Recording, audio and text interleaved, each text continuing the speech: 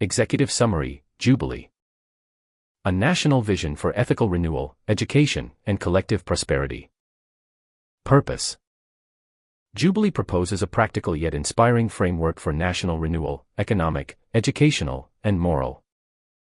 It argues that Canada and other advanced democracies now face a trust and coherence crisis deeper than any fiscal shortfall. Citizens no longer believe their institutions reflect their values. The solution, the book contends, is not merely reform but reconnection, rebuilding systems that reward empathy, transparency, and learning as deliberately as the current ones reward competition and short-term gain. Core thesis. A nation's greatest renewable resource is trust.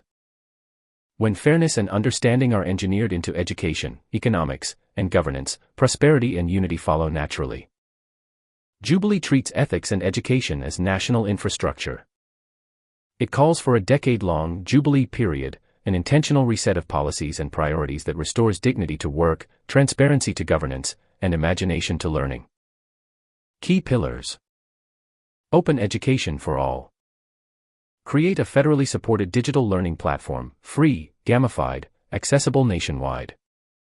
Market education with the same energy used to market consumer goods. Integrate civic, environmental, and digital ethics literacy into every level of schooling. Position education as Canada's signature export and unifying cultural asset. The moral economy. Simplify and digitize tax systems to eliminate hidden privilege and rebuild public confidence. Introduce a dignity wage index to local living costs.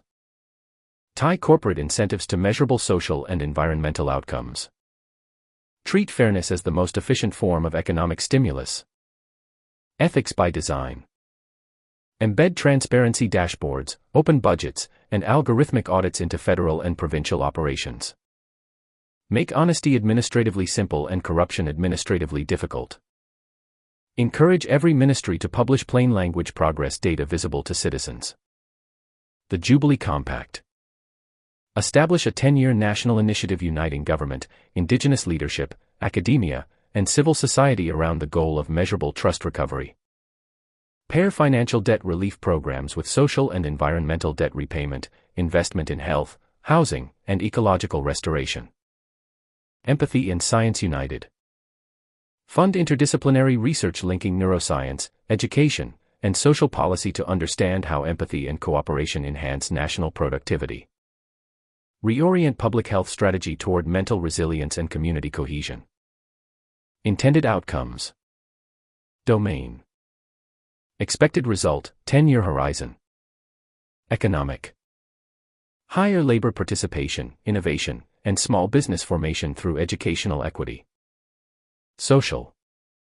Measurable increase in institutional trust and civic engagement. Environmental. Broader acceptance of sustainability policies framed as intergenerational fairness. International. Canada positioned as a global leader in ethical governance design and open education. Tone and philosophy. JUBILEE is optimistic but practical. It speaks in the language of policy, not partisanship, inviting collaboration across federal, provincial, Indigenous, and private sectors. Its central message, rebuilding trust is the most productive investment a government can make. Closing statement. Canada's future advantage will not lie in what we extract, but in what we cultivate: knowledge, fairness, and faith in one another. JUBILEE offers the blueprint for that cultivation, a national act of renewal grounded in transparency, compassion, and learning for every cities JUBILEE. Table of contents. Chapter. Title. Core focus. 1. The Spark, How Curiosity Built Civilization. Introduces humanity's evolutionary relationship with knowledge, from firelight to fiber optics. 2. Mycelial minds, the biological blueprint for connection. Explores fungi networks as a metaphor for human learning and neuroplasticity. 3. Knowledge as the new commons, how open access becomes the engine of civilization. Historical arc from the Library of Alexandria to the digital commons, argument for open source education. 4. The economics of education, measuring the return on learning. Demonstrates education's financial ROI and societal benefits through global and Canadian data. 5. The Canadian Opportunity, a nation ready to learn. Details how Canada's social, cultural, and digital fabric uniquely prepares it to lead the learning revolution. 6. Designing the platform, architecture of a learning nation. Technical and governance blueprint for Learn Canada, how to build it and who runs it. 7. Marketing the mind, how to make learning the new national sport. Explores the psychology of aspiration and how to make education as addictive as entertainment. 8. Education as restitution, knowledge as the new public dividend. Reframes open learning as moral and economic restitution for historical injustices and unpaid labor. 9. Global precedents, learning nations and what Canada can learn from them. Examines global models, Finland, Singapore, Estonia, South Korea, etc., for inspiration and adaptation. 10. Blueprint for implementation, governance, education, technology, economy. Converts the vision into a step-by-step policy framework, timeline, and funding model. 11. The payoff, prosperity, cohesion, and the new social contract. Illustrates measurable returns, economic, social, environmental, and psychological. 12. From policy to legacy, safeguarding the learning nation for future generations. Ensures sustainability via constitutional rights, endowments, and cultural rituals. 13. Epilogue, the light we leave behind. A poetic closing reflection on legacy, wisdom, and the infinite chain of human learning. Chapter 1, The Idea of a Jubilee. 1. The Ancient Reset. Long before spreadsheets or stock exchanges, civilizations knew that unchecked debt could unravel the social fabric. Every few decades, the scribes of Mesopotamia recorded royal decrees called clean slate edicts, cancellations of personal debts, emancipation of debt slaves, and restoration of land to families. The Hebrews called it the Jubilee, described in Leviticus 25, a rhythm of forgiveness every 50 years when each of you shall return to your property, and each of you shall return to your family. These weren't acts of charity, they were acts of survival. In agrarian economies, wealth accumulation by a few meant the loss of labor and military strength for the many. Periodic forgiveness restored balance so that productivity, and faith in the system, could continue. The Jubilee was a macroeconomic reboot written in moral language. 2. The pattern repeats. Across cultures, the same impulse appears. Classical Athens under Solon's Sisakthia, the shaking off of burdens, 594 BCE, erased debts that had enslaved citizens and limited property ownership by the elite. Ancient China alternated dynastic land reforms to break monopolies that threatened imperial stability. Medieval Islamic law capped usury and required periodic zakat, a redistribution tax acknowledging that wealth ultimately belongs to the community. Each reset was less about generosity than about systemic maintenance. When imbalance becomes structural, mercy becomes math. 3. Modern Jubilees. Fast forward 2 millennia. After World War II, the Allied Debt Conference in London, 1953, forgave over half of West Germany's external debt. The rationale: crushing repayment would paralyze reconstruction and invite extremism. The result: the Wirtschaftswunder, or economic miracle. Similar logic guided the Marshall Plan, which invested 2% of U.S. GDP in rebuilding Europe, an act of enlightened self-interest that yielded decades of prosperity and stability. Economists now recognize these as modern jubilees, deliberate resets that preserved capitalism by tempering it with compassion. They illustrate a consistent truth: periodic redistribution isn't anti-market, it's what keeps markets alive. 4. The debt of ignorance. In the 21st century, the most destabilizing deficit is not financial but educational. The World Bank calls it the learning poverty gap: hundreds of millions of children unable to read by age 10, billions of adults excluded from new technologies. This intellectual debt carries interest in the form of inequality, misinformation, and stalled innovation. Canada is hardly immune. Roughly 40% of working-age adults test below the literacy level required for knowledge economy jobs, and digital skills remain uneven across provinces. The cost appears quietly in lower productivity growth and rising polarization. A national, open, free education platform would therefore be a knowledge jubilee, a cancellation of inherited disadvantage through mass access to learning. 5. The moral arithmetic. Why education? Because it transforms forgiveness into empowerment. Traditional jubilees restored land, a learning jubilee restores potential. It treats knowledge as the renewable resource that it is. Historical data support the logic. UNESCO estimates that each additional year of schooling raises average national income by 10%. The OECD calculates that if all 15-year-olds in member countries achieved basic literacy, long-term GDP would rise by 2 to 3%. In Canada, the Conference Board reports a 1% increase in literacy skills correlates with a 2.5% boost in labor productivity. Education repays moral debt with measurable dividends.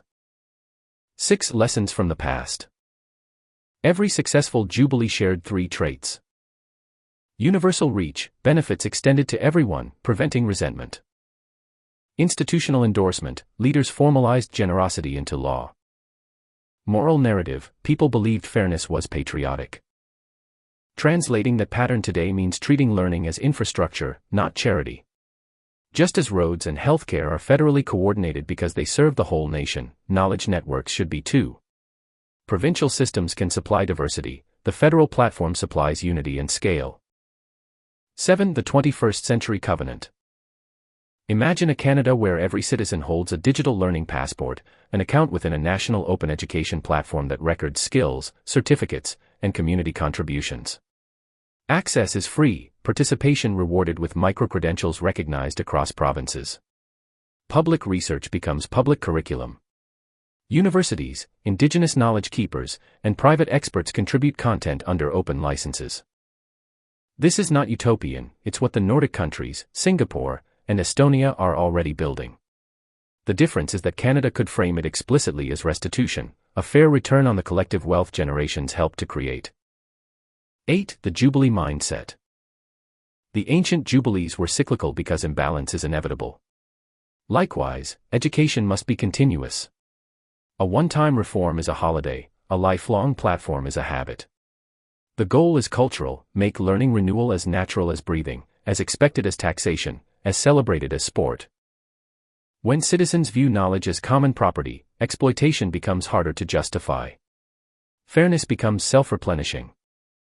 9. Closing argument. Every civilization that endured found a way to convert remorse into renewal. The Jubilee was their solution, ours can be the same principle, rendered in fiber optic code instead of clay tablets. A federally funded open education platform is not a budget line, it is the next moral technology, the mechanism by which a modern democracy forgives its historic inequities and converts them into shared intelligence. The ancients would call it mercy. Economists would call it investment. Canadians might simply call it fair. End of Chapter 1, The Idea of a Jubilee. Chapter 2, Hidden Wealth of the People, the Public Foundations of Private Prosperity. 1. The Illusion of Self-Made Wealth. At a press conference a few years ago, a tech founder was asked how his company had achieved billion-dollar status in under a decade. He smiled and said, "We built it from nothing." The room applauded, but the statement was only half true. The company's first servers ran on public internet protocols invented at taxpayer-funded research labs. Its code used open-source software maintained by volunteers. Its engineers had studied in subsidized universities and driven to work on publicly paved roads. The story of private success, told honestly, always begins with public scaffolding. 2. The public seed of prosperity. Economist Mariana Mazzucato has shown that nearly every major technology behind modern smartphones, GPS, touch screens, voice assistants, originated from publicly funded research. The US DARPA created the network that became the Internet, NASA funded the microelectronics that made it mobile. In Canada, federal grants launched early AI research at the University of Toronto and Université de Montréal. Private enterprise harvests, public investment plants. Yet accounting systems recognize only the harvest. The seed, paid for by generations of taxpayers, remains off the balance sheet. 3. The infrastructure dividend. Every kilometer of highway, every power grid, every fiber optic cable is a subsidy to commerce. The Canadian Infrastructure Bank estimates that each federal dollar spent on transportation yields up to $3.70 in private sector benefit. The public provides the platform, the private collects the rent. That asymmetry explains why corporations lobby for tax cuts while depending on public logistics. Roads are invisible profit margins, educated citizens are uncredited shareholders. 4. The care economy, invisible but immense. Beneath the market lies another layer of unpaid or underpaid work that keeps the rest running: childcare, eldercare, domestic labor. The OECD values unpaid care in Canada at roughly $570 billion a year, about a third of GDP. Most of it is performed by women. This labor saves the state and private employers vast sums but rarely appears in policy discussions about productivity. Economist Nancy Folbray calls this the invisible heart of economics. Without it, the visible hand of the market would seize. 5. Indigenous foundations. Long before Confederation, Indigenous nations maintained sustainable trade routes, agricultural systems, and governance structures that Europeans later appropriated. The Haudenosaunee Confederacy's Great Law of Peace influenced early democratic thought. The fur trade and resource extraction that financed colonial expansion relied on Indigenous knowledge and labor, often without consent or compensation. Acknowledging this foundation is not political correctness, it's factual accuracy. Modern Canada stands on Indigenous infrastructure of knowledge and land stewardship. 6. Public research, private profit. Pharmaceutical breakthroughs offer the clearest example. Between 2010 and 2020, about one-third of new drug patents in Canada originated in publicly funded university labs. Yet the resulting medications often re-enter the market at prices the original researchers can't afford. The same pattern holds in clean tech and AI. Public money absorbs the risk, private firms capture the upside. The returns rarely flow back into the education and research systems that generated them. 7. The historical ledger. Consider a few numbers. Between 1945 and 1980, public education spending in OECD countries rose from 3% to 6% of GDP, fueling the most sustained growth in human history. In the same period, corporate tax rates fell, while infrastructure built by governments underpinned the expansion of global trade.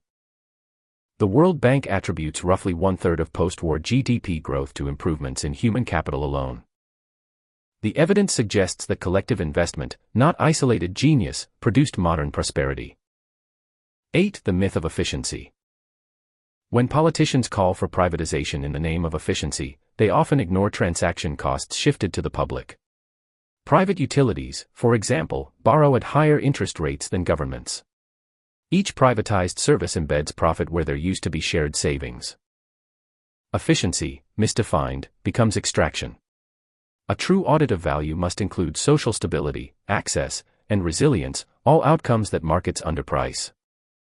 9. The educational multiplier. Education is the single largest producer of positive externalities. Statistics Canada finds that university graduates pay 2 to 3 times more in lifetime taxes than they receive in direct benefits, even before counting their innovation output. Each additional post-secondary credential adds to national productivity and civic engagement.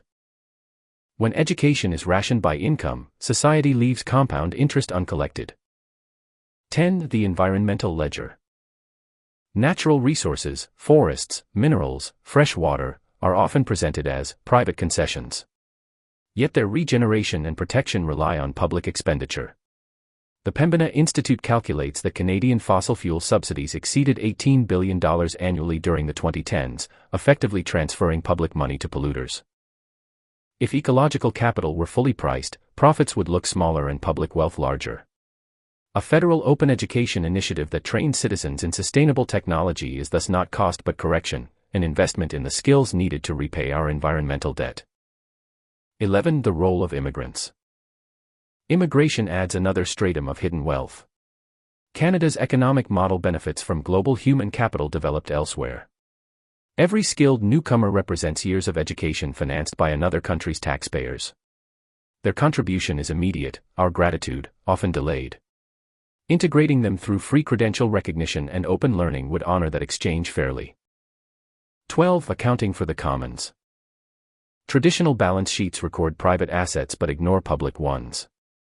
The Inclusive Wealth Report by the UN proposes a broader measure: natural, human, and social capital combined. When those are tallied, Canada ranks among the richest nations per capita, but much of that wealth lies outside market valuation. A federal open education platform would make one of those assets, knowledge, explicit and renewable. By converting shared information into accessible learning, the state recognizes the people as shareholders in their own intellect. 13. Why visibility matters. What stays uncounted stays undervalued. When care work, environmental stewardship, or public research vanish from ledgers, policies favor extraction over preservation. Visibility is power. Data turn gratitude into governance. An open education network doubles as a mirror. It shows citizens what they've already built together. Learning becomes the act of reclaiming ownership over collective achievement. 14. From extraction to circulation. Historian Walter Scheidel notes that inequality throughout history declines only after shocks, wars, revolutions, pandemics. But education offers a peaceful equalizer. Instead of redistributing money after conflict, we can distribute knowledge before collapse. A system that circulates understanding prevents the stagnation of privilege. 15. Closing argument. Every invention, every skyscraper, every algorithm rests on foundations poured by countless invisible contributors: taxpayers, caregivers, teachers, immigrants, ancestors. Their equity stake has never been formally recognized. A federally funded open education platform would be the dividend they are owed, not as charity but as rightful return. It would turn the hidden wealth of the people into visible empowerment, allowing the next generation to build on what the last quietly financed. Public wealth built private prosperity. Public knowledge can reclaim it. End of Chapter 2, Hidden Wealth of the People. Chapter 3, Knowledge as the New Commons, How Open Access Becomes the Engine of Civilization. 1. The library that tried to hold the world. Legend says that in the 3rd century BCE, ships entering the port of Alexandria were searched not for contraband but for books. Any scrolls found on board were seized, copied by royal scribes, and added to the great library's collection. The originals were returned, the copies stayed. It was the first large-scale attempt to turn private knowledge into a public commons. For a brief, dazzling period, scholars from Greece, Egypt, Persia, and India worked side by side, translating and comparing their sciences. They didn't call it open access, but the principle was identical: knowledge grows when hoarded less. The library's eventual destruction became a metaphor for what happens when civilization forgets that rule. 2. From land to language. The word commons originally referred to shared pasture. Every villager could graze animals there without fee. When nobles enclosed the fields during the 16th century, peasants lost not only land but livelihood. The same pattern has repeated with ideas: enclosure by copyright, paywalls, and proprietary software. In each age, those who controlled access to the commons, whether soil or syntax, controlled the economy. But knowledge, unlike land, expands when shared. Its true scarcity is artificial, created by law or habit, not by nature. 3. The printing revolution. When Johannes Gutenberg refined movable type around 1450, Europe's book prices fell by 90% within 50 years. Literacy rates doubled over the next century. Ideas once confined to monasteries spilled into markets and taverns. Martin Luther's Reformation spread not because of theology alone but because pamphlets could be printed faster than priests could denounce them. Every technological jump in access, printing press, telegraph, radio, internet, produced a social one: broader participation in knowledge and power. The history of freedom is largely the history of cheaper copies. 4. The Enlightenment and the birth of public knowledge. By the 18th century, coffee houses functioned as open universities. In London's Royal Society, scientists published experiments so others could replicate or refute them, transparency as method. Encyclopedists like Diderot compiled all known facts into volumes sold by subscription, betting that collective reason could outshine divine decree. The idea of public education grew from the same soil, that democracy required citizens capable of critical thought. Knowledge became infrastructure. 5. The Digital Renaissance. The Internet resurrected Alexandria in code. Wikipedia, launched in 2001, now hosts over 6 million English-language articles written by volunteers and consulted more than 1 billion times each month. Studies comparing its accuracy with traditional encyclopedias find comparable error rates.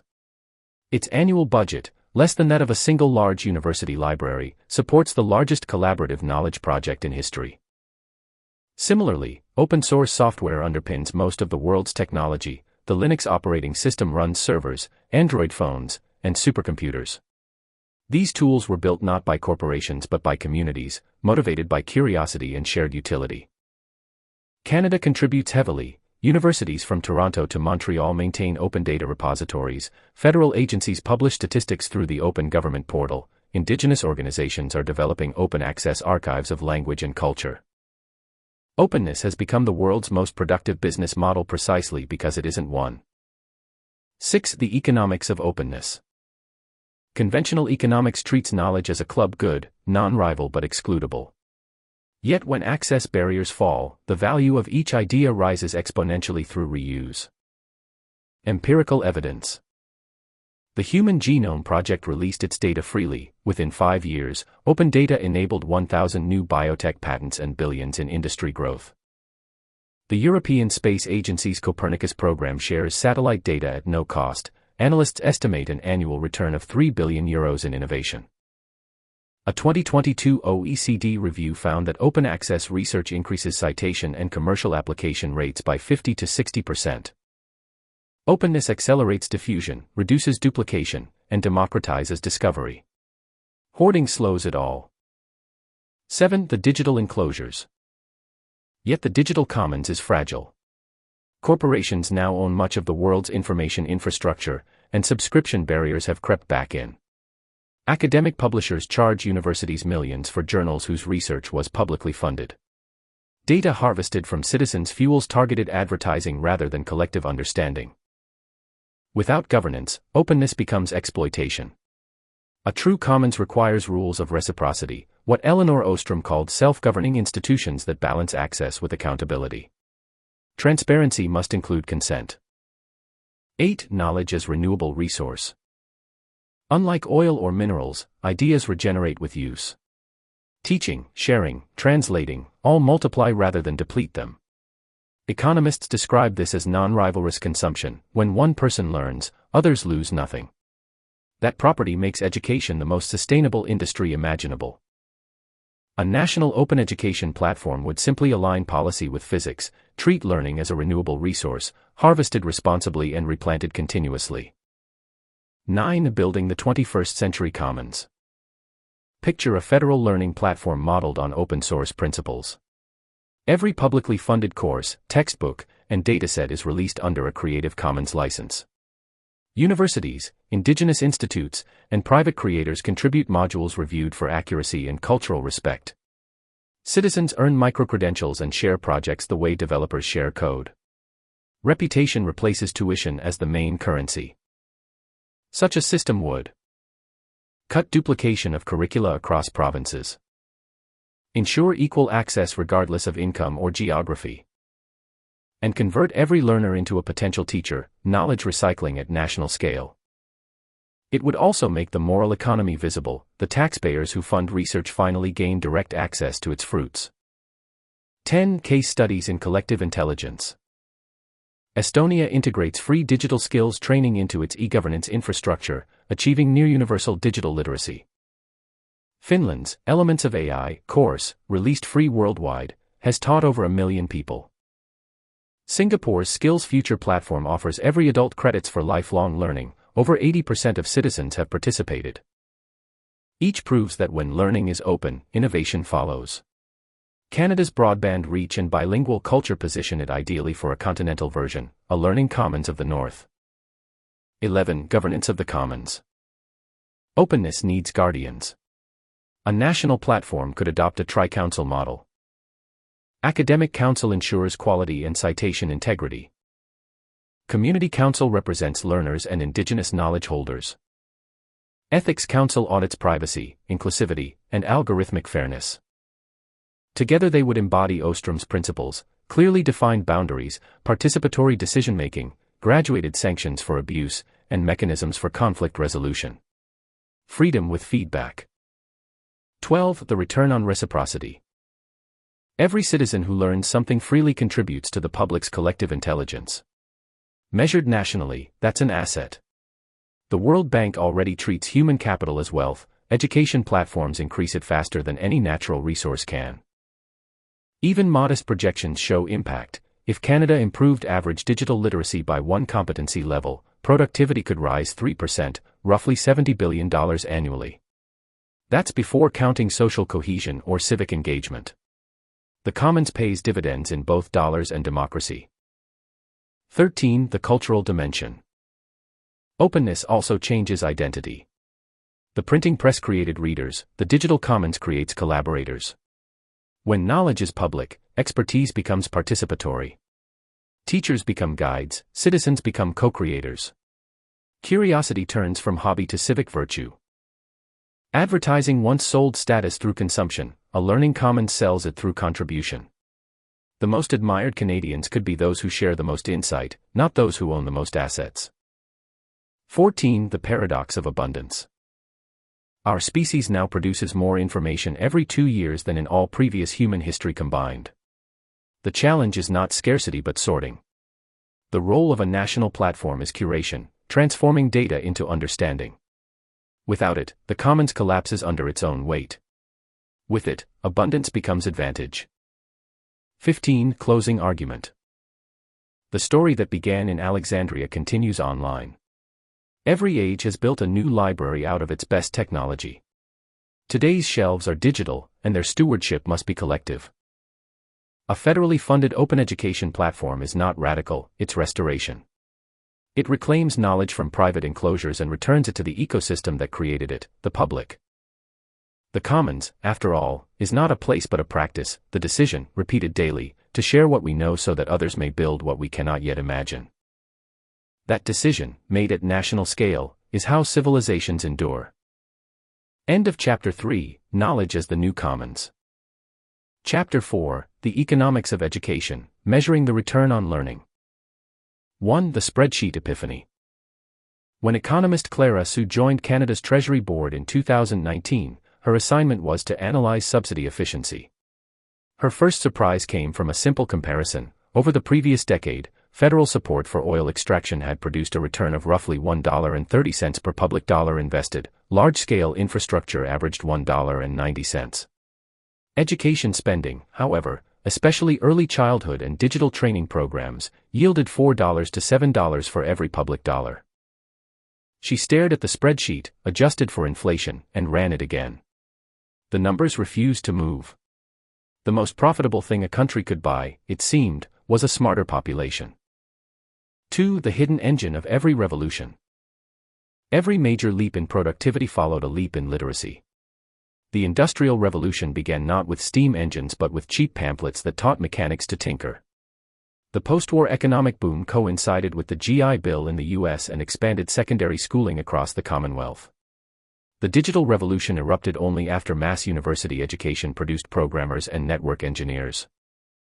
Economist Robert Lucas, awarded the Nobel Prize for Growth Theory, concluded that knowledge spillovers, the diffusion of skills and ideas between people, account for much of long-term GDP growth that capital alone cannot explain. Education is not a social service, it's the oxygen of innovation.